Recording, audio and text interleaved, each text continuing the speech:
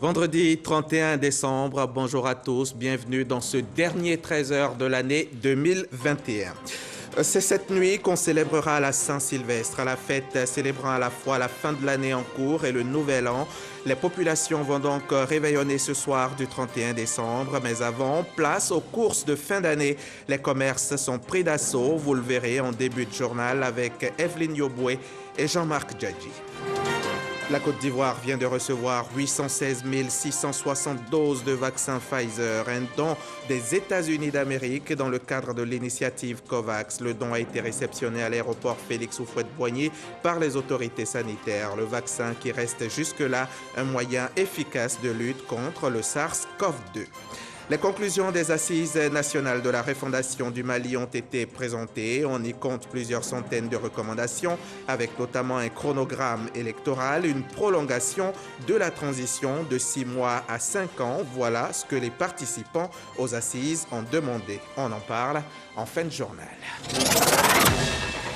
Le gouvernement porte à la connaissance de la population ivoirienne que la période de validité des cartes nationales d'identité produites en 2009 arrivant à expiration le 31 décembre 2021 est prorogée jusqu'au 31 mars 2022. Il tient à rappeler qu'au terme de la loi numéro 2019-566 du 26 juin 2019, la carte nationale d'identité biométrique est obligatoire pour tout Ivoirien âgé d'au moins 16 ans. En conséquence, le gouvernement exhorte vivement les personnes qui ne sont pas encore enrôlées à se rendre dans les centres ouverts à cet effet sur toute l'étendue du territoire national en vue de s'acquitter de cette obligation. Pour de nombreuses familles vulnérables du district d'Abidjan, c'est une fin d'année qu'on aimerait tous en connaître, une fin d'année heureuse où l'on profite pleinement des fêtes. Cette année encore, le chef de l'État leur a offert des kits alimentaires. C'est Begré Mambé, le ministre-gouverneur, qui s'est chargé de la distribution. Après la réception du don des kits alimentaires du président de la République, Alassane Ouattara, le ministre-gouverneur du district autonome d'Abidjan, Robert Begré Mambé, procède à sa distribution dans les différentes communes. Les populations de Yopougon sont soulagées avant la fin de l'année par l'équipe du ministre-gouverneur. Il y a des gens qui ne s'attendaient pas à un moindre poulet en fin d'année. Mais le président qui toujours pense à la population a envoyé M. Begré Mambé vers ces populations pour leur apporter un plus. Nous disons merci au président de la République qui se souvient de nous, population de Yopougon. Vraiment, c'est un grand geste à notre égard. Nous n'allons jamais oublier ce geste-là. Après Yopougon, les émissaires du district autonome d'Abidjan investissent les locaux de la commune d'Abobo. Ici, en plus des kits alimentaires, les populations reçoivent des visières pour se protéger contre le coronavirus. Avec la situation particulière de la Covid-19 que nous avons connue, les populations les plus fragiles sont devenues un peu plus fragiles. Et le don du président de la République, à l'occasion de ces fêtes de fin d'année-là, est donc pour nous très approprié et c'est le bienvenu. J'ai accueilli avec satisfaction, avec plaisir ces dons, ces kits alimentaires que notre maire vient de nous remettre. Et je dis merci à Kandia. Et à travers elle, je voudrais transmettre au président de la République, son Excellence Alassane Ouattara. Oui, c'est grâce à lui que nous recevons ces dons, parce que la Côte d'Ivoire est en paix. La ministre d'État, ministre des Affaires étrangères, des intégrations africaines et de la diaspora, Kandia Kamara, par ailleurs, maire de la commune d'Abobo, profite de l'occasion pour expliquer la politique de solidarité du président de la République, Alassane Ouattara, aux populations. Le président de la République, son Excellence, M. Alassane Ouattara, veut que toutes les familles passent les fêtes dans de bonnes conditions. C'est la raison pour laquelle il nous fait ces importants dons. 10 tonnes de riz, 2000 poulets, de l'huile. Merci à monsieur le gouverneur du district autonome d'Abidjan, le ministre-gouverneur Mambé, et surtout merci à son Excellence M. Alassane Ouattara président de la République de Côte d'Ivoire. Pour rappel, le don des kits alimentaires du chef de l'État a été distribué aux populations vulnérables des 13 communes du district d'Abidjan. Ce vendredi est donc le dernier jour de l'année du calendrier grégorien. Les populations fêteront ce soir l'arrivée du Nouvel An, un moment qui nécessite une préparation spéciale et beaucoup de courses. Des courses pour un repas festif, copieux, des courses également pour des présents ou des jouets. Les commerces refusent encore du monde, même à la veille de la Saint-Sylvestre. Le constate Jean-Marc Djadji et Evelyne Yoboué. Le compte à rebours a commencé. Dans quelques heures, les familles se retrouveront pour célébrer le Nouvel An. Et comme chaque année, beaucoup d'entre eux s'y prennent au dernier moment. Dans cette grande surface, Liliane estime que faire des achats de dernière minute est bénéfique. À la veille des fêtes, les prix ici sont quand même abordables, vraiment. Si c'était à refaire, c'est-à-dire faire les achats à la dernière minute, je n'hésiterai pas, je viendrai tout droit ici parce que les prix sont abordables. Si les achats de dernière minute sont utiles pour Liliane, ce père de famille, quant à lui, explique son retard. On a bien l'intention de faire des achats un peu plus tôt, mais compte tenu donc des difficultés financières, donc on est obligé d'attendre. Et quand l'employeur nous donne un peu, il convient faire des achats. Nous sommes quand même en fin d'année. Et au niveau de nos services, on a nous sommes un peu chargés, il y a le bilan à faire. Nous préparons l'année 2022, donc enfin j'étais un peu chargée. J'ai acheté un peu de volaille, il y a la crème pour les enfants, un peu de tout. Comme cette dame, nombreuses sont les familles qui vivent cette situation. Les achats, j'ai déjà fait pour mes enfants. Là, c'est pour mes nièces, c'est pour faire des cadeaux parce que je me dis la fête de fin d'année, c'est l'occasion de partager. Comme c'est des femmes, voilà, j'ai acheté des petites robes, je travaille, voilà. Donc aujourd'hui, j'ai eu le temps, je dis bon, je viens au marché pour me ravitailler. On va venir payer avec des enfants. Hein. On vend, on n'a pas de temps pour venir vite. Aujourd'hui, il y a eu le temps. J'étais occupée par le travail. Non, c'est maintenant. C'est maintenant que j'ai eu le temps, c'est maintenant que je suis venue acheter le cadeau de mon fils. Il me fait plaisir. Problèmes de finances et manque de temps sont les contraintes relevées par les différentes familles retardataires dans ces centres commerciaux. Quel serait le moment idéal pour se préparer pour les fêtes de fin d'année, nous explique Moussa, gestionnaire de supermarché. À ce moment de l'année, la finance est très bonne. Nous sommes satisfaits. Alors on a deux pics en ce moment. Le 24 pour la Noël et le 30-31 pour le réveillon. On a encore des retardataires. Il y en a qui profitent également du fait qu'après une certaine période, les prix ont baissé un peu. Voilà, ils viennent profiter. Tout semble clair. Les achats de dernière minute sont parfois stressants mais bénéfiques. Les périodes de soldes sont souvent très attendues et chacun espère réaliser de bonnes affaires. Et pour cette nuit, pour le réveillon du jour de l'an, Abidjan aura droit à un gigantesque feu d'artifice entre les ponts de Gaulle et Félix Houphouët-Boigny. De ce fait, un plan de circulation a été aménagé pour cette nuit par la préfecture de police. Dans le cadre des festivités marquant la fin de l'année 2021, il est prévu un lancement de feux d'artifice entre les ponts Général de Gaulle et Félix Houphouët-Boigny dans la nuit du 31 décembre 2021 au 1er janvier 2022. De ce fait, la circulation sur les trois ponts se fera de façon suivante. 1. Le troisième pont, ouvert total toute la journée. 2. Le pont Félix Houphouët-Boigny, ouvert dans les deux sens jusqu'à 23h30, c'est-à-dire 30 minutes avant le lancement. La circulation reprendra dans les deux sens après le lancement des feux. 3. Le pont Général de Gaulle. 1. Sens Adjamé-Treichville. La circulation sera fermée à partir de 20h. Les véhicules venant d'Adjamé seront déviés à l'intérieur du plateau pour le carrefour de l'Indigné, l'avenue 13 ou Adjamé route mosquée libanaise ou le carrefour de la mairie d'Adjamé. Continuent leur manœuvre jusqu'au niveau des rails par le boulevard de la Paix puis carrefour Sébroko pour emprunter le pont Félix Houphouët-Boigny. La réouverture se fera 3 heures après la fin du lancement des feux d'artifice. 2. Sens Treichville, Marcory pour Adjamé. Les véhicules venant de Treichville et de Marcory peuvent emprunter le pont de Gaulle jusqu'à 22h. À partir de 7h, ils seront tous déviés sur le pont Félix Houphouët-Boigny ou sur le troisième pont à partir de l'échangeur ivoiro-japonais Carrefour Solibra, Bretel Biafra, rue 38, Valérie Giscard d'Estaing. Dans ce sens, la réouverture est prévue après le lancement des feux. Fête de fin d'année ne devrait pas rimer avec flambée des prix des denrées. C'est en tout cas le message que fait passer le gouvernement aux commerçants, et cela depuis quelque temps déjà sur toute l'étendue du territoire national. À Bouaké, au centre de la Côte d'Ivoire, les agents locaux du ministère du Commerce poursuivent la sensibilisation. Soro Corona, RTI Bouaké. À la veille des fêtes de fin d'année, les prix des denrées alimentaires prennent l'ascenseur. Le constat est le même aujourd'hui, à quelques heures de la fête du réveillon de Saint-Sylvestre. Les prix de certains produits vivriers sont passés du simple au double. Les tas de gnagna que je viens d'acheter, avant on pouvait l'avoir à 250, mais actuellement c'est devenu 500. On est déjà engagé, sinon si les gens pouvaient vraiment avoir les prix des denrées sur le marché, ça allait être bon. C'est où on s'en va acheter là. Transport, les frais de route, là, ça fait que le prix a augmenté.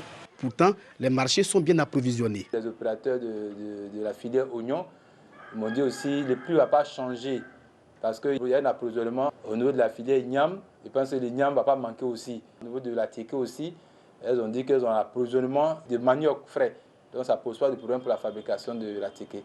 Donc voilà, nous nous sommes retrouvés avec les femmes de la tomate par exemple. Elles ont rassuré que les produits seront disponibles sur les marchés pour que les Ivoiriens puissent fêter dans les meilleures conditions. À Bouaké, dans les marchés et grandes surfaces, il faut de la patience pour faire le tour des étals. Les vivres, les petits besoins, le savon, tout a été un peu augmenté, mais on fait avec. Face à cette situation de cherté des denrées alimentaires en période de fête, le directeur régional du commerce rassure les populations. Cette fin d'année, les prix ont flambé un peu partout. Des mesures urgentes sont en train d'être prises qui vont nous aider. Les périodes de fête restent les moments où les demandes en produits alimentaires sont grandes. Les commerçants et les revendeurs sont appelés au strict respect des prix fixés par le gouvernement. 850 francs CFA, c'est désormais le prix plafond du kilogramme du poisson photon. C'est aussi une décision du gouvernement. Le ministère du Commerce et de l'Industrie a donc décidé de sensibiliser les acteurs au respect strict du prix fixé. Mission conduite par le Comité national de lutte contre la vie chère. Les détails avec Michel Mambo. Le Conseil a adopté un projet de décret portant plafonnement du prix du kilogramme de poisson photon au poisson garba. Ce décret intervient dans le cadre des actions contre la vie chère engagées par le gouvernement aux fins de préserver le pouvoir d'achat du consommateur final. Ainsi, ce décret plafonne le prix du kilogramme du poisson garba, toutes tasses comprises, appliquées notamment aux détaillants des garbadromes à 850 francs CFA dans le district autonome d'Abidjan et dans un rayon de 300 km et à 900 francs CFA au-delà. 850 francs CFA le kilogramme dans le district d'Abidjan et 900 francs CFA le kilogramme à l'intérieur du pays. Voilà qui est fixé. Le prix du poisson photon, encore appelé poisson garba, a connu ces derniers mois pas mal de fluctuations. De 1520 francs en moyenne au mois de juin, il est passé à 1880 francs en moyenne au mois de novembre, soit une augmentation de 23,68%. Cette denrée est pourtant l'une des plus prisées en Côte d'Ivoire. La mesure est donc salutaire et pour veiller à son strict respect, le ministère du Commerce et de l'Industrie, à travers le Comité national de lutte contre la vie chère, CNLVC, rencontre les acteurs de la chaîne des valeurs. Le plat de garba doit rester accessible aux Ivoiriens. Le gouvernement a à cœur d'adresser toutes les préoccupations des consommateurs dans tous les secteurs d'activité. Ça montre bien le souci permanent qu'a le gouvernement d'intervenir sur les produits phares, sur les produits qui composent le panier de la ménagère. Le ministère du Commerce fera son travail. Le ministre Suleiman Diarra qui a porté ce décret, bien entendu, sera très vigilant pour que sur l'ensemble du territoire national, les mesures énoncées soient appliquées. Marailleurs, grossistes, demi-grossistes, détaillants et autres associations de consommateurs prenaient part à ces échanges. Aujourd'hui, si ce produit est devenu un produit national, c'est normal que le gouvernement prenne une décision qui va à l'encontre vraiment de la vie chère. Nous allons faire un effort pour que les populations aient vraiment cette nourriture de base-là à bas prix. À noter qu'Abidjan est rayon de 300 km, les prix maxima des armateurs aux détaillants vont de 400 francs CFA à 850 francs CFA. Sur 300 km et plus, les prix maxima des détaillants au Garbadrome sont fixés à 900 francs.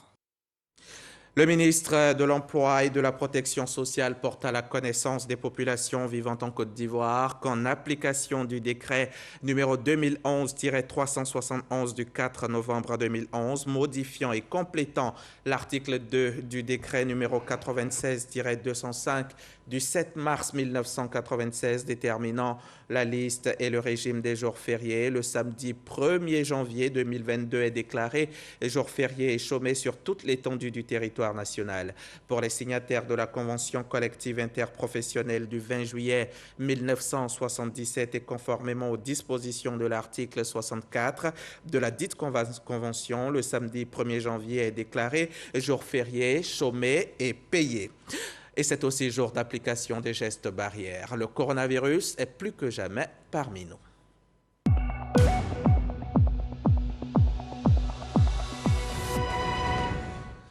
En Côte d'Ivoire, le nombre de contaminations flambe depuis quelques jours. Près de 1600 cas de Covid-19 ont été recensés hier jeudi par les autorités sanitaires. 1578 cas exactement. C'est un record depuis le début de l'épidémie. Mercredi, on avait déjà franchi un plafond avec 1502 cas et on a recommencé à connaître malheureusement des pertes en vie humaine. 4 morts enregistrés hier, portant à 712 le nombre de décès du fait du coronavirus. Nombre total de malades depuis mars 2020, 68 146. Il faut absolument freiner ce virus. Outre les gestes barrières que vous connaissez déjà, le vaccin est aussi un moyen de se protéger. Et depuis plusieurs mois, le gouvernement, soucieux de la bonne santé des populations, nous met gratuitement le vaccin à disposition. Là, on vient encore de réceptionner des milliers de doses. Ce sont 816 000 doses du vaccin Pfizer, un don des États-Unis d'Amérique. Le reportage de Marie-Loïs Triero. 816 660 doses du vaccin Pfizer en provenance des États-Unis réceptionnées par le ministère de la Santé, de l'Hygiène publique et de la couverture maladie universelle. Selon les autorités sanitaires, la Côte d'Ivoire dispose désormais d'un stock suffisant de vaccins pour assurer la continuité de la vaccination contre la COVID-19. Nous voulons remercier le gouvernement et le peuple américain pour cet appui important qu'il donc apporte à notre pays pour nous permettre de pouvoir disposer d'une quantité suffisante de vaccins et pouvoir donc renforcer notre vaccination que nous avons entamée. Nous avons franchi donc la barre de 7 millions de doses, mais il faut renforcer, il faut poursuivre. En cette période de fête, l'appel est lancé aux populations en vue du respect des mesures barrières. À la suite du message du ministère de la Santé, c'est continuer à se vacciner, observer les mesures de distanciation.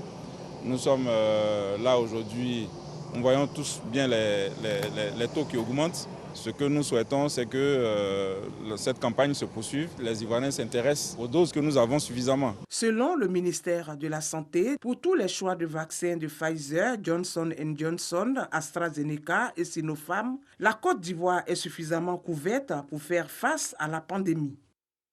Et dans le système de santé en Côte d'Ivoire, il faudra désormais compter avec les inspecteurs en management de qualité de soins. Les tout premiers sont au nombre de 114. Cette première promotion vient de prêter serment après 2 années de formation. La cérémonie a eu lieu cette semaine en présence du ministre de la Santé et de nos reporters Marie-Loïs Triero et Jean-Marc Djadji. Leur témoignage. 14 diplômés en management de qualité de soins de l'Institut de formation des agents de santé, INFAS, prête serment. Je le jure, Lassani Kone. Je le jure. Je le jure.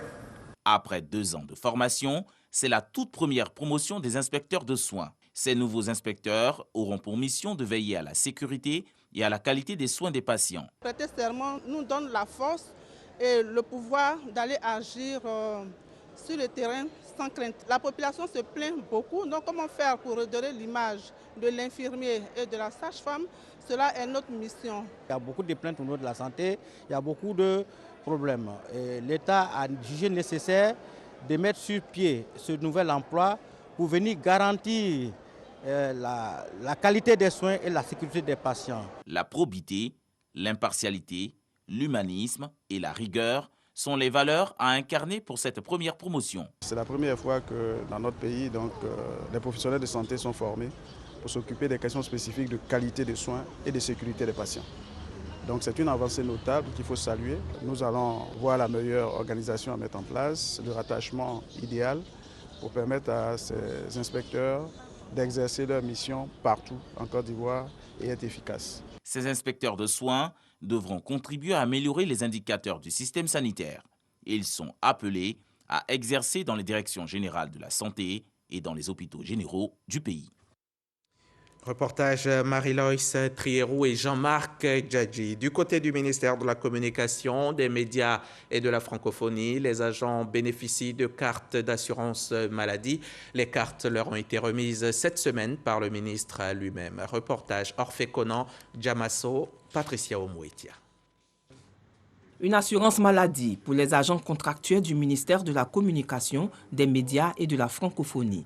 Ces agents ont été heureux de recevoir de la main du ministre de tutelle leur carte d'assurance lors d'une conférence de presse organisée pour marquer l'événement. C'est un sentiment d'abord de reconnaissance, de gratitude envers notre ministre. La santé, c'est un poste de dépense très important dans la famille.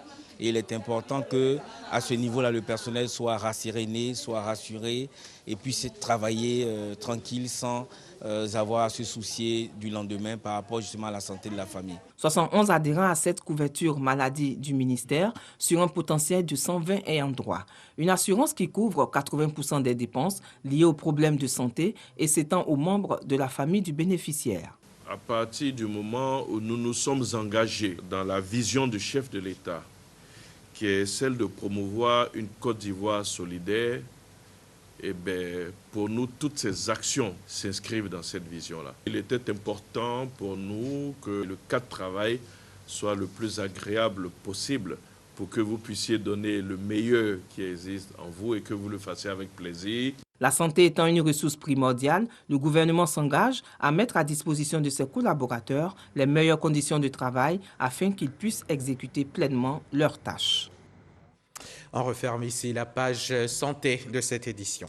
L'initiative de la société civile pour les objectifs de développement durable en Côte d'Ivoire joue son rôle auprès de l'État dans la réalisation des politiques de développement. Une étude portant sur cet engagement a été réalisée à cet effet et la restitution des résultats au grand public s'est faite récemment lors d'un atelier auquel a assisté notre reporter Sephora Zegui. ISC ODDC, l'initiative de la société civile pour les objectifs de développement durable en Côte d'Ivoire. L'organisation se veut le partenaire privilégié du gouvernement dans le cadre du développement durable. Aussi se donne-t-elle les moyens de jouer pleinement son rôle. Nous voulons accompagner l'État dans la réalisation de ses missions régaliennes. Mais nous-mêmes, à notre propre niveau, est-ce que nous avons les capacités pour jouer pleinement notre rôle de relais entre les États et la communauté à la base. Donc cette étude nous permet de savoir si d'abord nous-mêmes nous connaissons l'agenda 2030 et ses 17 objectifs, selon nous, quels sont les problèmes que nous pensons qui sont prioritaires, que nous voulons que l'État, que le gouvernement adresse. Il est donc question au cours de cet atelier de restituer les résultats des enquêtes qui ont porté sur l'engagement de la société civile au processus de développement, mais également sur la mise en œuvre et le suivi des politiques publiques en Côte d'Ivoire. Des informations capitales pour le ministère du Plan et du Développement qui encourage l'initiative. Vous savez le rôle important que la Constitution de 2016 confère à la société civile ivoirienne pour le renforcement du contrôle citoyen. Et Madame le ministre du Plan de Développement voudrait, à travers la présence de cette cérémonie, réitérer sa gratitude, mais également réitérer sa disponibilité à pouvoir renforcer le partenariat entre la société civile ivoirienne pour la conception le suivi et la mise en œuvre des politiques de développement. Le climat, la biodiversité, l'énergie, l'eau, l'éducation, l'égalité des genres, la paix sont au nombre des 17 projets au cœur de l'agenda 2030 de développement durable. 2021 s'achève cette nuit à partir de 0h, une année marquée sur le plan politique par de nombreux événements, des événements heureux, malheureux, notamment décès inattendus d'hommes politiques de premier plan, retour au pays d'un ancien chef de l'État, en l'occurrence Laurent Gbagbo, suivi de la création d'une nouvelle formation politique dénommée PPACI, retour d'exil d'hommes politiques, reprise du dialogue politique et bien d'autres événements. 2021, c'est fini. Retour sur les temps forts de ces 12 derniers mois avec Éric Gorebi. 2021 aura été une année mouvementée par plusieurs événements politiques qui marquent encore les esprits. Des événements heureux, il y en a eu. Des événements malheureux aussi. Mars 2021, la Côte d'Ivoire est consternée par le décès de son Premier ministre Ahmed Bakayoko. Malgré son départ, les Ivoiriens continuent d'évoquer cette personnalité. Un exemple pour toute une génération. Le décès d'Ahmed Bakayoko, cela a été un choc, je dirais, au plan national et international. Car Ahmed Bakayoko, on ne cessera jamais de le dire, c'était une personne hors pair. Pour nous, à Niamey, ça a été vraiment terrible, car Ahmed Bakayoko est un fils d'Adjamé. Un fils d'Adjamé qui est parti d'Adjamé et est arrivé où il était. Ce n'est caché de personne que l'héritage que Ahmed laisse à la jeunesse ivoirienne, à la nation, c'est la fin des barrières politiques, la fin des barrières religieuses et la fin des barrières ethniques. Ahmed était beaucoup plus, de mon avis, introduit loin de sa région que dans sa région à Séguéla, d'où je viens. Le 17 juin 2021, Laurent Gbagbo est de retour en Côte d'Ivoire après avoir été détenu à La Haye. Un retour salué par les Ivoiriens et surtout par ses sympathisants. Je pense que la Côte d'Ivoire avait besoin de ce retour. À partir d'aujourd'hui et jusqu'à quelques jours, quelques semaines, vous verrez que le processus sera enclenché. Il suffit qu'il parle, la parole guérit. Une rencontre entre Alassane Ouattara et Laurent Gbagbo a lieu le 27 juin 2021. Cette rencontre a contribué à baisser la tension. Les deux personnalités se sont rencontrées. Ça aussi, ça a contribué fortement à apaiser les cœurs des Ivoiriens. Et je pense que cela est une très bonne chose. Et donc, pour dire que le président Laurent Gbagbo est une personnalité clé de la politique ivoirienne. Donc, on ne peut pas faire sans lui. Je pense que on ne peut que remercier les autorités. Et ce qu'on attend du président Laurent Gbagbo maintenant, c'est sa place, qu'il prenne toute sa place auprès du président de la République pour aller dans le sens de la réconciliation, de la cohésion et du retour de la paix. 2 mois après son retour en Côte d'Ivoire, Laurent Gbagbo va quitter le FPI, le parti qu'il a créé dans les années 80 pour fonder un autre parti politique, le Parti des peuples africains, Côte d'Ivoire, PPACI. La création du PPACI contribue à l'évolution du multipartisme en Côte d'Ivoire, la démocratie en vrai dire. Parce que quelqu'un qui vient d'arriver, même pas encore 1 an, et il crée un nouveau parti, allez-y comprendre que le président qui est au pouvoir est ouvert à la démocratie. C'est ce que ça concrétise. On note aussi en 2021 la poursuite du dialogue politique avec plusieurs partis d'opposition et le parti au pouvoir à la même table. Les Ivoiriens doivent se mettre ensemble pour réfléchir et parler de l'avenir de la Côte d'Ivoire. Ce sera nous qui ne sommes pas donc des politiciens, c'est ce que nous suivons. Et quand nous attendons cela, étant donc des ambassadeurs de la paix, nous descendons sur le terrain et nous lançons ce message-là à la population pour dire « Regardez un peu, ouvrez vos yeux, est-ce que vous voyez ce qui se passe ?» Le comportement que vous avez donc sur le terrain n'est pas celui qui est réel.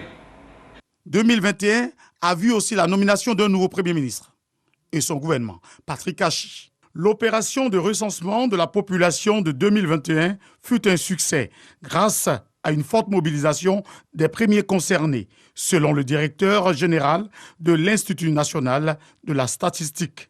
Nous avons sollicité régulièrement les populations sur différents projets ou programmes, notamment le recensement général de la population, et elles ont collaboré en toute franchise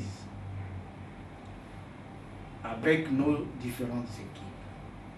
Je voudrais qu'elles trouvent ici l'expression de notre profonde gratitude et que 2022 soit pour chacune d'entre elles une bonne année. 2021 s'achève et laisse sa place dans quelques heures à 2022.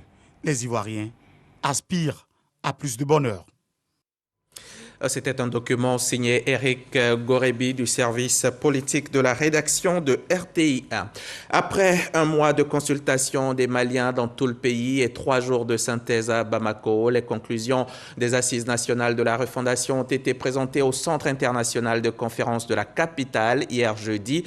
40 thématiques, plusieurs centaines de recommandations, mais ce qui était le plus attendu, c'était un chronogramme électoral, une prolongation de la transition de 6 mois à 5 ans. Voilà ce que les participants aux assises ont demandé afin de permettre la réalisation de réformes institutionnelles structurantes, et cela avant d'aller aux élections. Fin de cette édition. Merci de l'avoir suivi. Demain, c'est le 1er janvier. Je serai de retour chez vous pour le premier 13h de l'année 2022. D'ici là, je vous souhaite une très belle Sainte-Sylvestre.